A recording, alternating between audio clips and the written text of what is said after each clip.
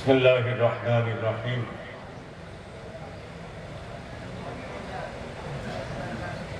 बिरादरान इस्लाम, अल्लाह रब्बुल इज़्ज़त का बड़ा फजल और एहसान है हम पर कि अल्लाह ने ईद उल अज़हा का त्यौहार बड़ी हुस्न उसलूबी के साथ और बड़ी खूबसूरती के साथ हमें आज ईदगाह में मनाने का मौका दिया। और ये भी अल्लाह रब्बुल इज़्ज़त का बड़ा फजल है, जिस तरह पिछली ईद उल फितर पूरे हिंदुस्तान में एक ही दिन हुई है, आज ईद उल अज़हा का त्यौहार भी पूरे हिंदुस्तान में एक ही दिन मनाया जा रहा है। ये त्यौहार जिसको हम मनाने के लिए इकट्ठा हुए, एक अजीम तारीख इसके साथ वाबस्ता है। उस तारीख को जिंदा करने के लिए अल्लाह रब्बुल इज़्ज़त ने हर साल ये हमारे ज़िम्मे वाजिब किया कि हम ईद उल अज़हा की नमाज अदा करें और उस नमाज के साथ साथ हम उस फरीदे की अदायगी भी करें जिसकी याद में ये ईद उल अज़हा का त्यौहार रखा गया है। ये खाली कुर्बानियां खाली गोश्त खाने के लिए नहीं, कोई इज्जत और नामो नमूद कमाने के लिए नहीं, अल्लाह रब्बुल इज़्ज़त का कुर्ब हासिल करने के लिए है। इसीलिए कुरान मुक़द्दस ने यूं फरमाया, लन यनालल्लाह लुहूमुहा वला दिमाउहा वलाकिन यनालुहु तक़वा मिनकुम। जो तुम कुर्बानियां पेश करते हो, इनका गोश्त, इनका खून, इनकी हड्डियां हमारे पास कुछ नहीं आता है। हमारे पास तो सिर्फ तुम्हारी कुर्बानी की जो नीयत है वो आती है कि तुम रियाकारी के लिए कुर्बानी कर रहे हो या कुर्बानी अल्लाह रब्बुल इज़्ज़त के कुर्ब के लिए कर रहे हो। इसलिए ये कुर्बानियां एक बड़ी यादगार है और हमारी जिंदगी के अंदर उन कुर्बानियों की बरकतें जिंदा करने के लिए है। हजरत इब्राहीम अलैहिस्सलाम के बारे में कभी आप सुन रहे थे? हजरत इब्राहीम अलैहिस्सलाम का एहसान पूरी दुनिया के इंसानों पर है। दुनिया में जो मज़ाहिब हमारे यहाँ जिंदा हैं, इन मजहबों के अंदर मज़ाहिब में मजहब इस्लाम या ईसाई मजहब या यहूदी मजहब, ये तमाम के तमाम मज़ाहिब नबियों से वाबस्ता हैं। लेकिन इसी के साथ साथ हमारे यहाँ हिंदुस्तान के अंदर जिन देवताओं की इबादतें की जाती हैं, ये देवता भी हमारे बड़ों के, बुजुर्गों के बाकायदा तहरीरी शवाहिद के साथ साथ ये भी हमारे यहाँ उन बुजुर्गों ने तहरीर किया है कि हिंदुस्तान के अंदर रामचंद्र और श्री कृष्ण जी, ये दोनों के दोनों बड़े अवतार हैं और हो सकता है कि हिंदुस्तान में ये दोनों के दोनों नबी बन के आए हैं। इसलिए कि कुरान मुक़द्दस इस बात की शहादत देता है, वलिकुल्लि कौमिन हाद। अल्लाह रब्बुल इज़्ज़त ने दुनिया की हर कौम की तरफ नबी भेजा और जो नबी आया उनकी जबान में, उनकी तहजीब और तमद्दुन में आया।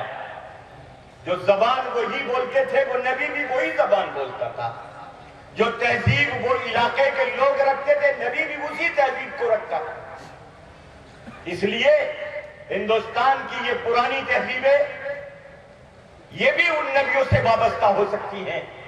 हजरत मौलाना इफ्तिखारुल हसन साहब दामत नव्वरल्लाहु मरकदहू के बड़े बुजुर्गों में से मुफ्ती इलाही बख्श तकरीबन 200 साल पहले उन्होंने एक किताब लिखी जो हजरत ने दोबारा शाये की। उसमें बाकायदा हजरत ने इस बात का इजहार किया कि हिंदुस्तान के अंदर ये दोनों के दोनों देवता जिनको माना जाता है, ये किसी न किसी नबी के अवतार हो सकते हैं, नबी हो सकते हैं। इनकी तालीमात दोनों की जो है वो नबूवत की तालीम से मिलती जुलती है। इसलिए हम हिंदुस्तान के अंदर जिस जगह जिंदगी गुजार रहे हैं, जहां उस रब्बुल इज्जत के और उस अल्लाह के हुक्म के फर्माबरदार बने हुए हैं, वही दूसरी कौमें जो इस मुल्क में रहती हैं, वो भी किसी न किसी अवतार और किसी न किसी देवता को मानने वाली और अकीदा रखने वाली है। और आप दुनिया में ये बात गौर कीजिए, ये मस्जिदें हमारी जिस रुख से बनी हुई है, पूरे हिंदुस्तान के अंदर जितने मंदिर हैं, पूरे हिंदुस्तान के अंदर जितनी इबादत गाहें हैं, ये सारे काबे की रुख पर बने हुए हैं। सब उसी बुनियाद पर हैं, उसी रब के सारे मानने वाले हैं, पूजने वाले हैं। इसलिए इस हिंदुस्तान को फख्र हासिल है इस एतबार से कि दुनिया में सबसे पहला नबी जो आया वो इसी हिंदुस्तान की सरजमीन पर आया। हजरत आदम अलैहिस्सलाम को दुनिया में उतारा गया। जन्नत से जब दुनिया में आए तो आप यहाँ श्रीलंका की एक जगह है जहां आपको हिंदुस्तान ही में उतारा गया। उस वक्त लंका हिंदुस्तानी का एक हिस्सा था। आज भी वो जगह, वो पहाड़ी, जिस पहाड़ी पर हजरत आदम अलैहिस्सलाम उतरे, आज भी उसके सबूत मौजूद है। ये जब दुनिया में सबसे पहली अजान, दुनिया में सबसे पहला नबी अगर आया है तो इसी हिंदुस्तान की सरजमीन पर आया। यादा हमारी वाबस्तगी इस हिंदुस्तान से वक्ती नहीं है, 1000-2000 साल की नहीं, ये दुनिया जब से बनी उस वक्त से है हमारी वाबस्तगी। हजरत आदम अलैहिस्सलाम के बारे में आता है कि आप हिंदुस्तान से सफर करके आप चले यहां से और अराफात के मैदान में पहुंचे हैं। हजरत अम्मा हुआ जद्दे के अंदर उतरी उतारी गई है, लिहाजा जद्दे को जद्दा इसीलिए कहा जाता है कि अरबी में जद्दा दादी को कहते हैं। हजरत अम्मा हुआ की खबर जद्दे के अंदर है। मैं अल्हम्दुलिल्लाह वहां 20 बार गया हूं। हजरत अम्मा हुआ जद्दे से सफर करके अराफात में गई। तो इब्राहिम अलैहिस्सलाम हिंदुस्तान से सफर करके अराफात के मैदान में पहुंचे। उस अराफात को अराफात कहते ही इसलिए है, अराफात के माना पहचानने के हैं। हजरत आदम दोनों मिले, दोनों ने एक दूसरे को पहचाना। कल कयामत में हश्र का मैदान भी यही अराफात का मैदान होगा। लिहाजा उस अराफात के मैदान में दोनों की मुलाकात हुई और दोनों ने अल्लाह की बारगाह में तौबा की। रब्बना ज़लमना अनफुसना व इन लम तग़फिर लना व तरहमना लनकूनन्ना मिनल खासिरीन। ये आपने तौबा की, वहां दुआएं मांगी अल्लाह से, अल्लाह ने आपकी तौबा कबूल फरमाई। लिहाजा अराफात के अंदर 9 तारीख में हज होता है, बगैर अराफात की हाजिरी के हज नहीं है। लिहाजा वो अराफात की हाजिरी सबसे हज के अरकान में सबसे मकबूल तरीन अमल है, कबूलियत के दुआ का वक्त होता है। इसलिए आज हम हिंदुस्तान के अंदर हम उन्हीं यादगारों को जिंदा किए हुए हैं। ये कुर्बानी हजरत इब्राहिम अलैहिस्सलाम की और हजरत इस्माइल की और उनकी वालिदा मोहतरमा हजरत हाजरा की तारीख में एक अहम रोल रखती है अपना। दुनिया की जिंदगी में मैं ये बात क्या बता रहा था कि हजरत आदम अलैहिस्सलाम को जब अल्लाह ने तख्लीक का इरादा फरमाया कि हजरत आदम अलैहिस्सलाम को पैदा करना है, तो फरिश्तों के सामने आपने अपना यह मसला रखा। वइज़ क़ाल इब्राहीम, ये इसमें अलीफ लाम मीम के बारे में तीसरे रुकू की सबसे पहली आयत है, जिसमें इन्नी जाइलुन फिल अर्दि खलीफा। फरिश्तों से कहा मैं दुनिया में अपना एक खलीफा बनाना चाहता हूं। तो फरिश्तों ने अल्लाह से कहा है अल्लाह अतजालु फीहा मन युफ्सिदु फीहा व यस्फिकु दिमा। अल्लाह तो ऐसी मखलूक पैदा करना चाहता है कि दुनिया में जाने के बाद जो फितना और फिसाद फैलाएगी, कत्ल गारत करेगी, खून बहाएगी। व नहनु नुसब्बिहु बिहम्दिका व नुक़द्दिसु लक। तेरी हमद बयान करने के, तेरी आजमत और बड़ाई के बयान करने के लिए तो हम काफी हैं।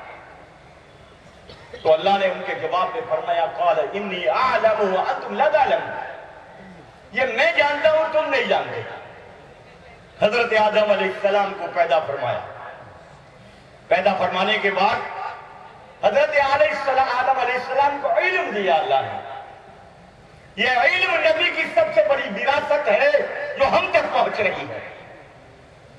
इल्म दिया और इल्म देने के बाद वअल्लम आदम अल-अस्माअ कुल्लहा सुम्मा अरदहुम अलल मलाइका फक़ाल अंबिऊनी बिअस्माइ हाउलाई इन कुंतुम सादिकीन।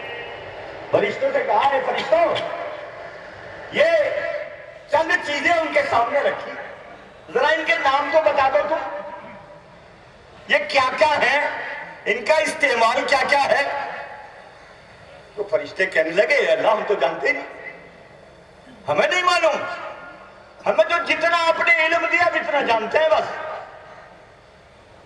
हजरत आदम अलैहिस्सलाम से पूछा गया तो हजरत आदम अलैहिस्सलाम ने खटाखट एक एक चीज के नाम बताते चले गए और उस चीज का इस्तेमाल बताते चले गए। अब फरिश्ते जो है अल्लाह के सामने अब कहने लगे, अब हम क्या करें। अल्लाह ने कहा, तुम तो यूं कह रहे थे हम इनसे ज्यादा बेहतर हैं, तो बताओ अगर तुम बेहतर हो तो। वअल्लम आदम अल-अस्माअ कुल्लहा सुम्मा अरदहुम अलल मलाइका, फरिश्तों के ऊपर पेश किया।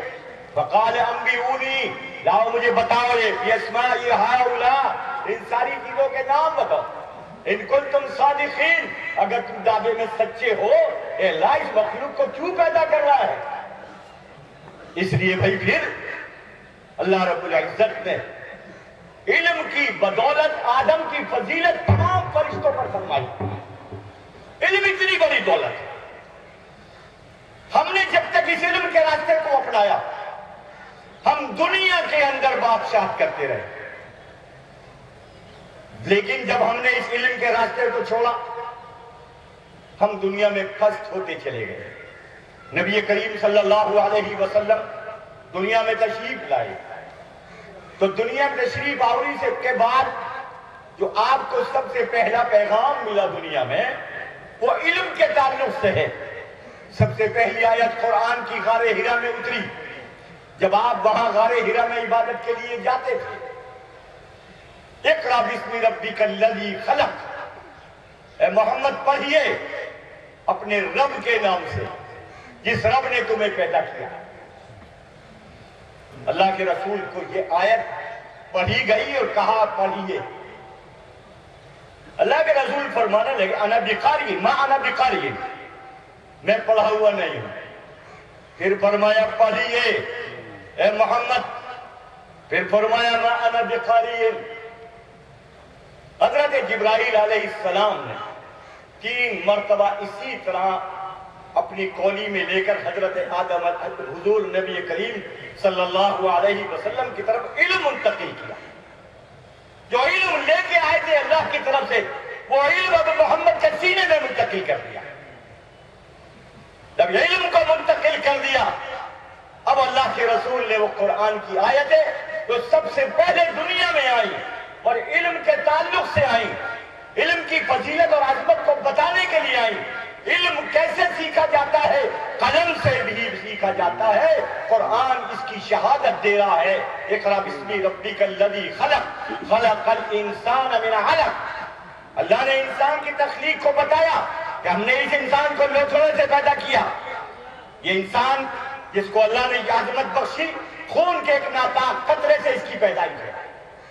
हमने इस इंसान की पैदाइश अंदाज पर की। अल्लमा बिल कलम, इसको कलम के जरिए से इल्म दिया।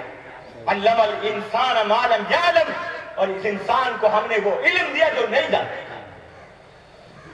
अल्लाह ने ये मकाम दिया इल्म की बुनियाद पर। नबी करीम सल्लल्लाहु अलैहि वसल्लम की शख्सियत दुनिया में वो है कि आपने इल्म के फैलाने में जो किरदार अदा किया है दुनिया में इससे पहले किसी नबी और किसी पैगंबर ने नहीं किया। इल्म के हासिल करने के लिए अनोखा तरीका इस्तेमाल किया। बदर की जंग हुई सबसे पहली, इस्लाम में सबसे पहली जंग जंग बदर है, सन 2 हिजरी में हुई और रमजान के महीने में हुई। मदीनतुल मुनव्वरा के अंदर जब हिजरत कर गए तो दूसरे साल जंग हुई। अल्लाह ने उस जंग में कामयाब किया और फिर उसकी कामयाबी के तज़किरे कुरान करीम में अजीब अजीब अंदाज से किए। हुजूर को एक जगह मुखातब करके फरमाया, वज़कुरू इज़ अंतुम क़लीलुन मुस्तज़अफ़ून फ़िल अर्ज़, तुम उस वक्त को याद करो तुम कमजोर थे जमीन में और तुम्हें डर था दुश्मन तुम्हें खा जाएगा, तो हमने फ़अवाकुम वअय्यदकुम बिनस्रिही, हमने तुम्हारी ताईद फरमाई और तुम्हारी मदद के लिए हमने फरिश्ते उतारे। इसलिए मोहम्मद सल्लल्लाहु अलैहि वसल्लम ने, वक्त कम है बहुत ही, मैं अब शॉर्ट करते चला जाऊंगा जरा जरा से इशारे करते हुए। हुजूर नबी करीम सल्लल्लाहु अलैहि वसल्लम ने जंगे बदर के कैदी जो कैद होकर आए, उसमें यहूदी भी थे, उसमें ईसाई भी थे, और ये दोनों के दोनों यहूदी भी और ईसाई भी हजरत इब्राहिम की औलाद में है। जिस तरह हजरत इब्राहिम की औलाद में हजरत इस्माईल अलैहिस्सलाम भी हैं और हुजूर भी हैं। हजरत इब्राहिम अलैहिस्सलाम नबी हुए, 84 साल की उम्र में बेटा इस्माईल पैदा हुआ। इस्माईल की पैदाइश के बाद इसहाक पैदा हुए। हजरत इसहाक की औलाद में तमाम नबी आए। हजरत इसहाक की औलाद में ईसा अलैहिस्सलाम भी आए, मूसा अलैहिस्सलाम भी आए, दाऊद अलैहिस्सलाम भी आए। कयामत ये जितना बड़ा सिलसिला नबियों का है सब इब्राहिम की औलाद में है, इसहाक की औलाद सारी की सारी। लिहाजा मजहब ईसाइयत के मानने वाले भी नबी के पैरोकार हैं और यहूदियत के मानने वाले भी पैरोकार हैं। हजरत इस्माईल के औलाद में नबूवत का सिलसिला हुजूर पर आके खत्म होता है। इस्माईल के बाद कोई नबी नहीं है। हजरत इस्माईल सलाम नबी हुए और उसके 5000 साल बाद हुजूर पैदा हुए। इसी सिलसिले में नबी कोई नहीं था।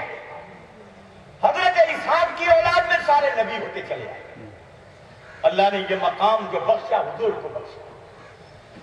हजरत हुजूर नबी करीम सल्लल्लाहु अलैहि वसल्लम ने उन कैदियों से इल्म लिया। दुनिया में आज से पहले कभी किसी ने ये नहीं किया। एक रहनुमाई की अल्लाह के रसूल ने। उन कैदियों से कुरान नहीं सीखा जा रहा था, उन कैदियों से अरबी जबान नहीं सीखी जा रही थी, बल्कि वो जबानें सीखी जा रही थी जो जिस कौम, जो नबी उनकी कौम में उसी जबान में आया था। सुरियानी जबान हजरत इस्माईल अलैहिस्सलाम की, इब्रानी जबान हजरत मूसा अलैहिस्सलाम की। कैदियों से पूछा तुम इब्रानी जबान जानते हो? बोले हाँ। 10 मुसलमानों को इब्रानी जबान सिखा दो, लिखना और पढ़ना, तुम्हारी यही सजा है। जो इब्रानी जबान जानता उससे कहा 10 मुसलमानों को सिखा दो, तुम्हारी यही सजा है, जाओ ये पूरा कर। कैदियों से इल्म लेने का अगर कोई तरीका ईजाद किया तो नबी ने किया। आप सोचिए नबी की फिरासत कि नबी इल्म के लेने में किस दर्जे के तक आगे तक बढ़े हुए हैं। आज हम हिंदुस्तान के अंदर, हिंदुस्तान की संस्कृत जबान थी, हमारी जो कोताही हुई इस मुल्क के अंदर, संस्कृत जबान हमारे इस मुल्क की जबान थी। अब ये संस्कृति से है। हिंदुस्तान की संस्कृति किसी मजहब से और किसी धर्म से जुड़ी हुई नहीं है। संस्कृत हिंदुस्तान की जबान थी, सबको ये जबान सीखनी चाहिए थी। लेकिन हमारी कोताही ये रही कि हिंदुस्तान में मजहब इस्लाम आया। मजहब इस्लाम के आने के बाद हमने अरबी, फारसी, ये सारी जबानें जिंदा हुई।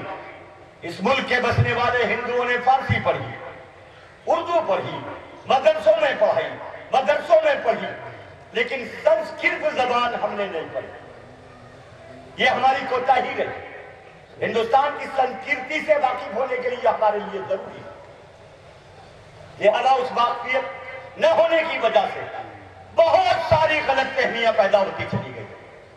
800 साल तुम इस मुल्क में बादशाहत करते रहे, लेकिन बदकिस्मती मुसलमानों हमारी कि हमने इस मुल्क के बसने वाले अपने बिरादरान वतन को इस अजान से कम मफहूम नहीं समझाया। ये अजान है तो क्या है?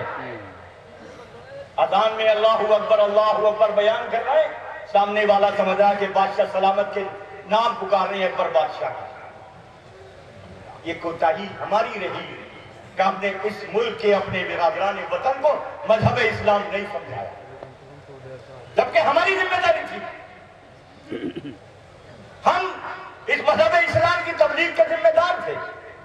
कुरान मुकद्दस में हमें बताया गया, अल्लाह ने इरशाद फरमाया, कुंतुम खैरा उम्मतिन उखरिजत लिन्नास तअमुरूना बिल मारूफ व तनहौना अनिल मुनकर।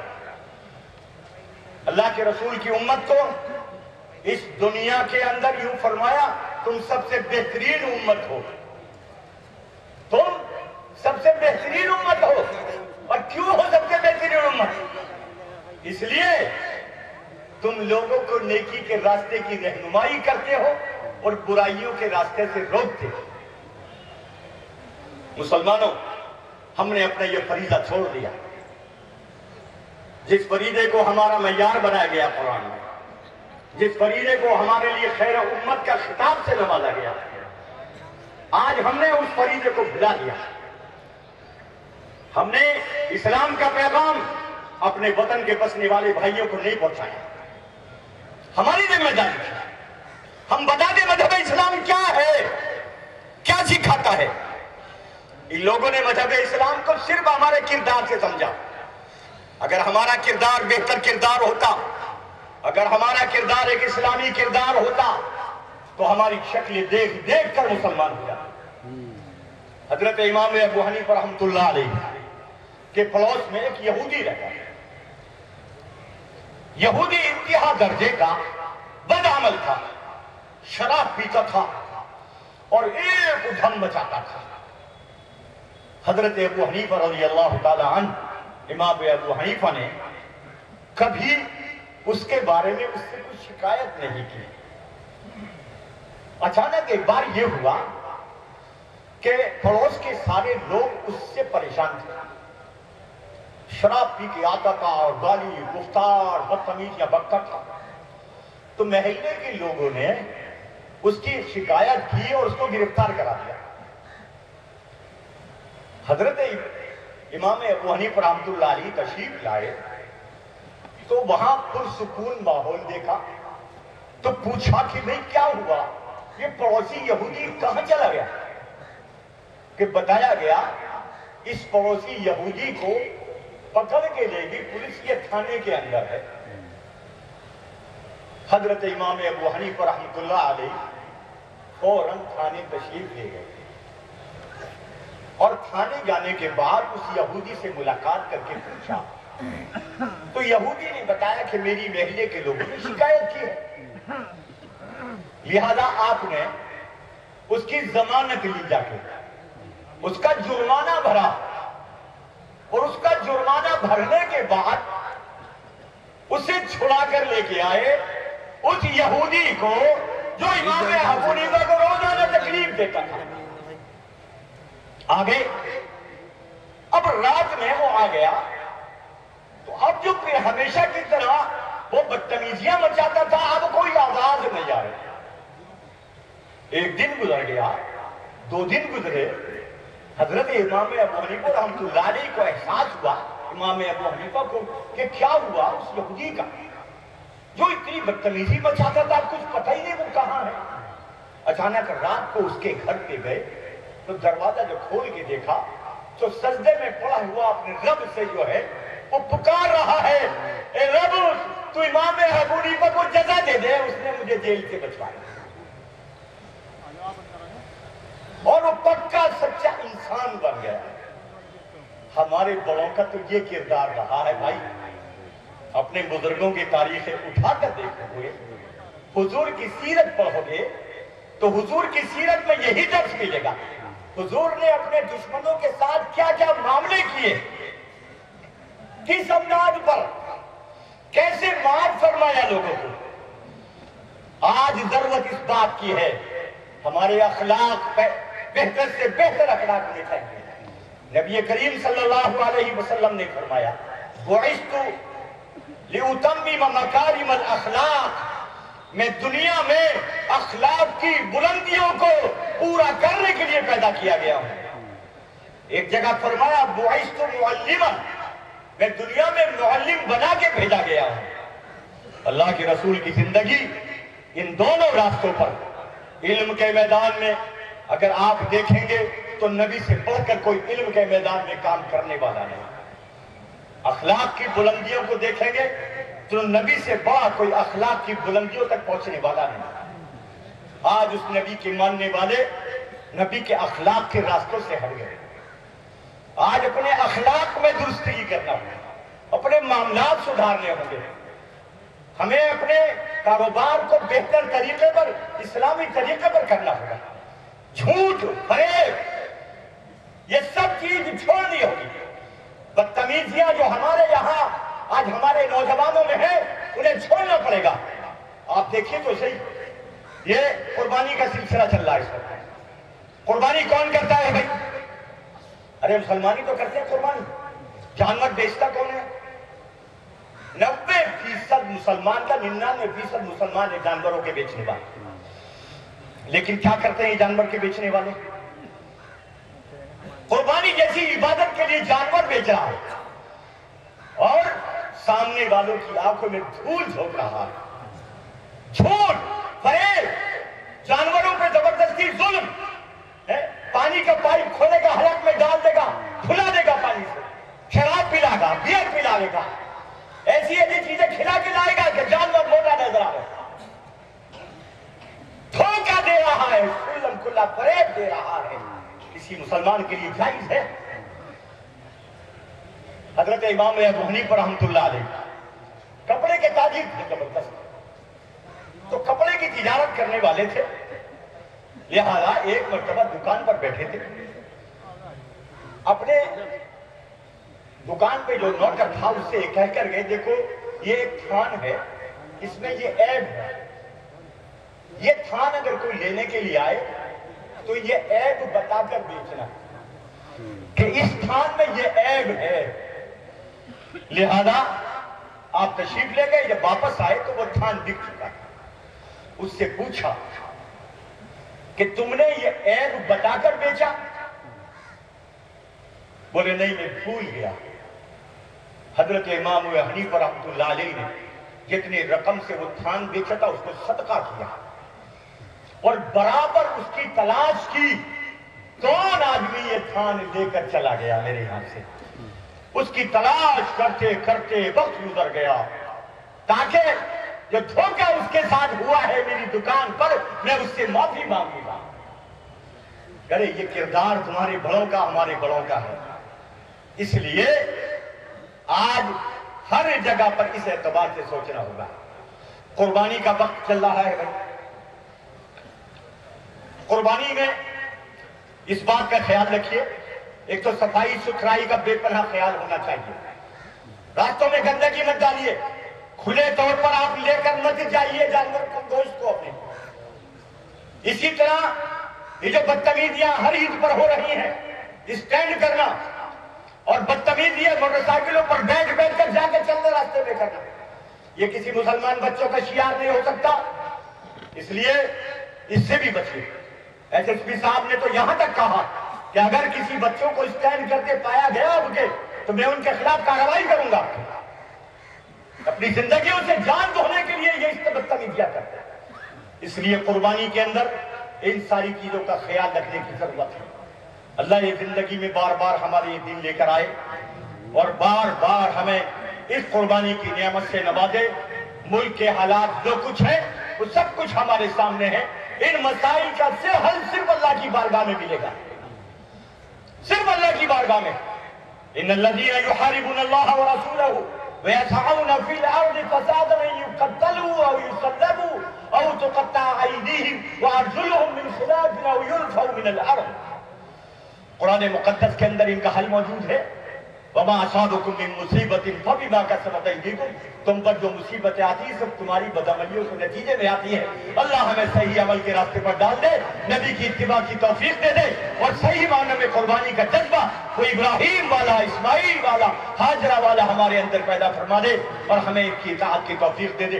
अल्हम्दुलिल्लाह मुखातब करके फरमाया वज़कुरू इज़ अंतुम क़लीलुन मुस्तज़अफ़ून फ़िल अर्ज़, तुम उस वक्त को याद करो तुम कमजोर थे जमीन में और तुम्हें डर था दुश्मन तुम्हें खा जाएगा, तो हमने फ़अवाकुम वअय्यदकुम बिनस्री, हमने तुम्हारी ताईद फरमाई और तुम्हारी मदद के लिए हमने फरिश्ते उतारे। इसलिए मोहम्मद सल्लल्लाहु अलैहि वसल्लम ने, वक्त कम है बहुत ही, मैं अब शॉर्ट करते चला जाऊंगा जरा जरा से इशारे करते हुए। हुजूर नबी करीम सल्लल्लाहु अलैहि वसल्लम ने जंगे बदर के कैदी जो कैद होकर आए उसमें यहूदी भी थे, उसमें ईसाई भी थे, और ये दोनों के दोनों यहूदी भी और ईसाई भी हजरत इब्राहिम की औलाद में है। जिस तरह हजरत इब्राहिम की औलाद में हजरत इस्माइल अलैहिस्सलाम भी हैं और हुजूर भी हैं। हजरत इब्राहिम अलैहिस्सलाम नबी हुए, 84 साल की उम्र में बेटा इस्माइल पैदा हुआ, इस्माइल की पैदाइश के बाद इसहाक पैदा हुए। हजरत इसहाक की औलाद में तमाम नबी आए। हजरत इसहाक की औलाद में ईसा अलैहिस्सलाम भी आए, मूसा अलैहिस्सलाम भी आए, दाऊद अलैहिस्सलाम भी आए। कयामत ये जितना बड़ा सिलसिला नबियों का है सब इब्राहिम की औलाद में है, इसहाक की औलाद सारी की सारी। लिहाजा मजहब ईसाइयत के मानने वाले भी नबी के पैरोकार हैं और यहूदियत के मानने वाले भी पैरोकार हैं। हजरत इस्माइल के औलाद में नबूवत का सिलसिला हुजूर पर आके खत्म होता है। इस्माइल के बाद कोई नबी नहीं है। हजरत इस्माइल सलाम नबी हुए और उसके 5000 साल बाद हुजूर पैदा हुए। इसी सिलसिले में नबी कोई नहीं था। हजरत इसहाक की औलाद में सारे नबी होते चले आए। अल्लाह ने ये मकाम जो बख्शा हुजूर को बख्शा। हजरत हुजूर नबी करीम सल्लल्लाहु अलैहि वसल्लम ने उन कैदियों से इल्म लिया। दुनिया में आज से पहले कभी किसी ने ये नहीं किया। एक रहनुमाई की अल्लाह के रसूल ने। उन कैदियों से कुरान नहीं सीखा जा रहा था, उन कैदियों से अरबी जबान नहीं सीखी जा रही थी, बल्कि वो जबानें सीखी जा रही थी जो जिस कौम, जो नबी उनकी कौम में उसी जबान में आया था। सुरियानी जबान हजरत इस्माइल अलैहिस्सलाम की, इब्रानी जबान हजरत मूसा अलैहिस्सलाम की। कैदियों से पूछा तुम इब्रानी जबान जानते हो? बोले हाँ। 10 मुसलमानों को इब्रानी जबान सिखा दो, लिखना और पढ़ना, तुम्हारी यही सजा है। जो इब्रानी जबान जानता उससे कहा 10 मुसलमानों को सिखा दो, तुम्हारी यही सजा है, जाओ ये पूरा कर। कैदियों से इल्म लेने का अगर कोई तरीका इजाद किया तो नबी ने किया। आप सोचिए नबी की फिरासत कि नबी इल्म के लेने में किस दर्जे के तक आगे तक बढ़े हुए हैं।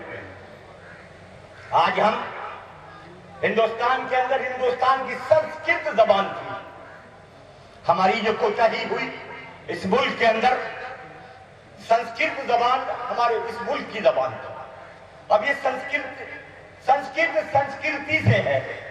हिंदुस्तान की संस्कृति किसी मजहब से और किसी धर्म से जुड़ी हुई नहीं है। संस्कृत हिंदुस्तान की जबान थी, सबको ये जबान सीखनी चाहिए थी। लेकिन हमारी कोताही ये रही कि हिंदुस्तान में मजहब इस्लाम आया। मजहब इस्लाम के आने के बाद हमने अरबी, फारसी, ये सारी जबानें जिंदा हुई। इस मुल्क के बसने वाले हिंदुओं ने फारसी पढ़ी, उर्दू पढ़ी, मदरसों में पढ़ाई, मदरसों में पढ़ी, लेकिन संस्कृत जबान हमने नहीं पढ़ी। ये हमारी कोताही रही। हिंदुस्तान की संस्कृति से वाकिफ होने के लिए हमारे लिए जरूरी है। लिहाजा उस वाकिफ न होने की वजह से बहुत सारी गलत फहमियां पैदा होती चली गई। 800 साल तुम इस मुल्क में बादशाहत करते रहे, लेकिन बदकिस्मती मुसलमानों हमारी कि हमने इस मुल्क के बसने वाले अपने बिरादरान वतन को इस अजान तक का मफहूम नहीं समझाया। ये अजान है तो क्या है? अजान में अल्लाहू अकबर बयान कर रहे हैं, सामने वाला समझा कि बादशाह सलामत के नाम पुकार रहे हैं अकबर बादशाह का। ये कोताही हमारी रही कि हमने इस मुल्क के अपने बिरादरान वतन को मजहब इस्लाम नहीं समझाया, जबकि हमारी जिम्मेदारी थी। हम इस मजहब इस्लाम की तबलीग के जिम्मेदार थे। कुरान मुकद्दस में हमें बताया गया, अल्लाह ने इरशाद फरमाया, कुंतुम खैरा उम्मतिन उखरिजत लिन्नास तअमुरूना बिल मारूफ व तनहौना अनिल मुनकर। अल्लाह के रसूल की उम्मत को इस दुनिया के अंदर यूं फरमाया, तुम सबसे बेहतरीन उम्मत हो, तुम सबसे बेहतरीन उम्मत हो। और क्यों हो सबसे बेहतरीन उम्मत? इसलिए तुम लोगों को नेकी के रास्ते की रहनुमाई करते हो और बुराइयों के रास्ते से रोकते हो। मुसलमानों, हमने अपना यह फरीजा छोड़ दिया, जिस फरीदे को हमारा मय्यार बनाया गया कुरान में, जिस फरीदे को हमारे लिए खैर उम्मत का खिताब से नवाजा गया, आज हमने उस फरीदे को भुला दिया। हमने इस्लाम का पैगाम अपने वतन के बसने वाले भाइयों को नहीं पहुंचाया। हमारी जिम्मेदारी है हम बता दें मजहब इस्लाम क्या है, क्या सिखाता है। इन लोगों ने मजहब इस्लाम को सिर्फ हमारे किरदार से समझा। अगर हमारा किरदार बेहतर किरदार होता, अगर हमारा किरदार एक इस्लामी किरदार होता, तो हमारी शक्ल देख देख कर मुसलमान हो जाते। हजरत इमाम अबू हनीफा रहमतुल्लाह अलैह के पड़ोस में एक यहूदी रहता है। यहूदी इंतहा दर्जे का बदअमल था, शराब पीता था और एक उधम मचाता था। हजरत अबू हनीफा रज़ियल्लाहु ताला अन्हु, इमाम अबू हनीफा ने कभी उसके बारे में उससे कुछ शिकायत नहीं की। अचानक एक बार यह हुआ कि पड़ोस के सारे लोग उससे परेशान थे। शराब पी के आता था और गाली गुफ्तार बदतमीजियां बकता था। तो महल्ले के लोगों ने उसकी शिकायत की और उसको गिरफ्तार करा दिया। हजरत इमाम अबू हनीफा रहमतुल्लाह अलैह तशरीफ लाए तो वहां पुरसुकून माहौल देखा, तो पूछा कि भाई क्या हुआ, ये पड़ोसी यहूदी कहां चला गया? कि बताया गया इस पड़ोसी यहूदी को पकड़ के लेगी पुलिस, ये थाने के अंदर है।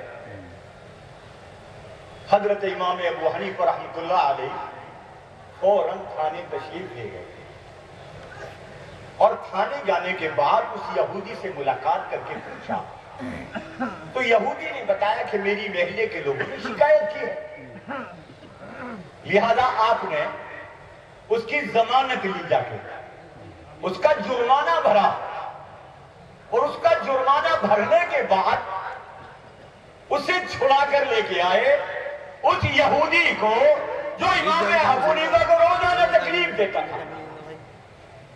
आगे अब रात में वो आ गया तो अब जो फिर हमेशा की तरह वो बदतमीजियां मचाता था, अब कोई आवाज नहीं आ रही। एक दिन गुजर गया, 2 दिन गुजरे, हजरत इमाम अबू हनीफा रहमतुल्लाह अलैह को एहसास हुआ, इमाम अबू हनीफा को, कि क्या हुआ उस यहूदी का जो इतनी बदतमीजी मचाता था, कुछ पता ही नहीं वो कहां है। अचानक रात को उसके घर पे गए तो दरवाजा जो खोल के देखा तो सजदे में पड़ा हुआ अपने रब से जो है वो पुकार रहा है, ए रब तू इमाम अबू हनीफा को जजा दे दे, उसने मुझे जेल से बचवाया। और वो पक्का सच्चा इंसान बन गया। हमारे बड़ों का तो ये किरदार रहा है भाई। अपने बुजुर्गों की तारीखें उठाकर देखोगे, हुजूर की सीरत पढ़ोगे तो हुजूर की सीरत में यही दर्ज मिलेगा।